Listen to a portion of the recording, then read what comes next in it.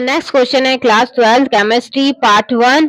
Okay बच्चों, इसका है chapter name is coordination compound. Question is exercise 9.12 है। राइट और the geometric isomers of PTNS3Cl2।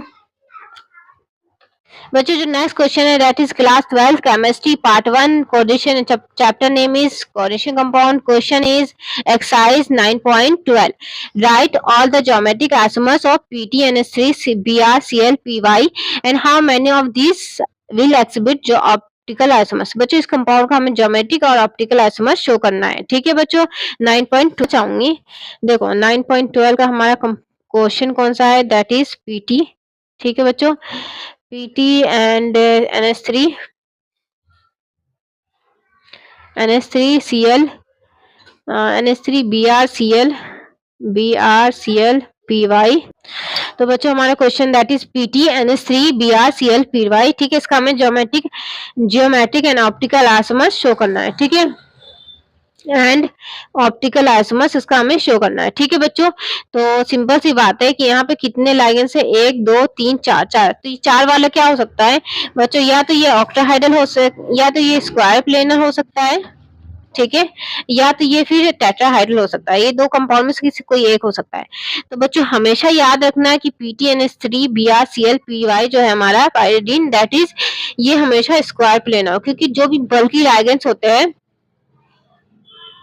बल्कि साइज बल्कि मेटल्स, जो बच्चे साइज में जो मेटल साइज में बड़े होते हैं ना, बिग साइज के होते हैं, वो कभी भी टेट्राहाइड्रल नहीं बनाता। ये चीज आपको क्या करना है, याद रखना है। तो इसका क्या हो सकता है, इसका स्क्वायर प्लेनर ही स्ट्रक्चर हो सकता है। ठीक है बच्चों, ओके। तो बच्चों स्क्वायर प्लेनर जो होता है इसका हमें ज्योमेट्रिक आइसोमर्स शो करना है। ठीक है बच्चों, तो बच्चों देखो इसको हम कैसे ये करें, फिर हम इसे क्या लिख सकते हैं, M, ये A, ये B। तो बच्चों इसको हम क्या कहते हैं, MABCD लिख सकते हैं, क्योंकि ABCD। ओके बच्चों, इसको क्या लिख सकते हैं, MABCD के लिख सकते हैं। ठीक है, अब बच्चों देखो ज्योमेट्रिक आइसोमर निकालने से क्या होता है, सबसे पहले हम ट्रांसपेयर्स निकालते हैं। ठीक है, ट्रांसपेयर्स का मतलब क्या होता है, ऐसे होता है ABCD। ठीक है, इसका मतलब क्या होता है, यहाँ बीच में हमारा क्या होगा, मेटल होगा M। ठीक है बच्चों, और इसको ऐसे लिख लेते हैं, A क्या हमारा था, NS3 था, B क्या है हमारा, Br है। ठीक है, एक तो ऐसा होगा, दूसरा होगा हमारा A क्या है, Cl है, और ये क्या है, पाइरिडीन है। ठीक है, PY। ओके बच्चों, तो इसे हम कैसे लिखेंगे, ट्रांस बनते हैं वो क्या होता है, दैट इज 90 डिग्री। ये जो हमारा NS3 और Br है ये हमारा क्या होगा, 180 डिग्री। मतलब NS3 यहाँ होगा तो ये हमारा Br यहाँ होगा। ठीक है बच्चों, Cl यहाँ होगा तो ये हमारा पाइरिडीन यहाँ होगा। ठीक है बच्चों, एक तो स्ट्रक्चर ये बन गया। ठीक है, दूसरा स्ट्रक्चर हमारा हो सकता है A के साथ C और B के साथ D। ओके बच्चों, तो A क्या हमारा NS3 है, ठीक है, और C हमारा क्या माना हमने, दैट इज Cl। ओके बता, बी क्या हमारा Br और ये क्या है, पाइरिडीन है। ठीक है बच्चों, तो इसका स्ट्रक्चर कैसा होगा, ये हमारा मेटल हो गया, दैट इज PT। ठीक है, ओके, ये क्या ये हमारा ट्रांसपेयर से मतलब 180 डिग्री। ठीक है, इस टाइप का ये क्या हमारा ट्रांसपेयर 180 डिग्री। तो ये हमारा NH3 अगर यहाँ होगा तो ये हमारा Cl यहाँ होगा, ये Br यहाँ होगा, तो ये हमारा पाइरिडीन यहाँ होगा। ठीक है बच्चों, दूसरा पॉसिबल स्ट्रक्चर ये हो गया। एंड तीसरा पॉसिबल स्ट्रक्चर हमारा क्या है,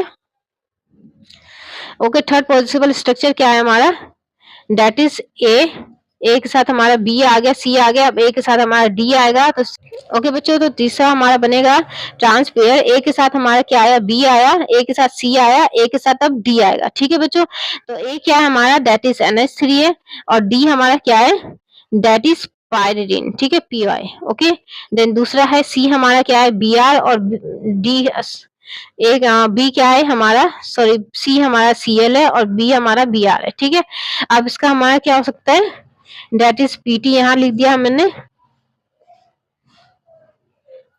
ओके बच्चों, PT हमने कहा यहाँ लिख दिया। अब A क्या है, NH3 है, तो यहाँ पे हमारा D क्या आएगा, पाइरिडीन आएगा। C क्या है हमारा, दैट इज Br है।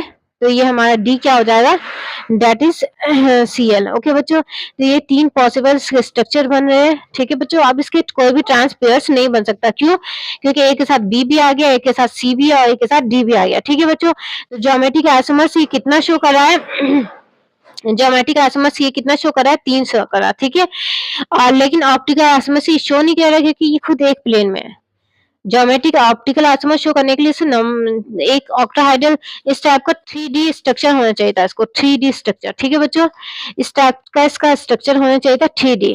ठीक है, तब ये क्या करता है, ऑक्टाहाइड्रल मतलब ऑप्टिकल एक्टिव होता है, ऑप्टिकल कंपाउंड शो करता है। ठीक है, एक प्लेन में जो कंपाउंड होता है लाइक स्क्वायर प्लेनर जो रहता है वो कभी भी ऑप्टिकल आइसोमर शो नहीं कर सकता। ठीक है बच्चों, ओके, तो ये हमारा क्वेश्चन खत्म हो रहा है 9.12। हमारा नेक्स्ट क्वेश्चन है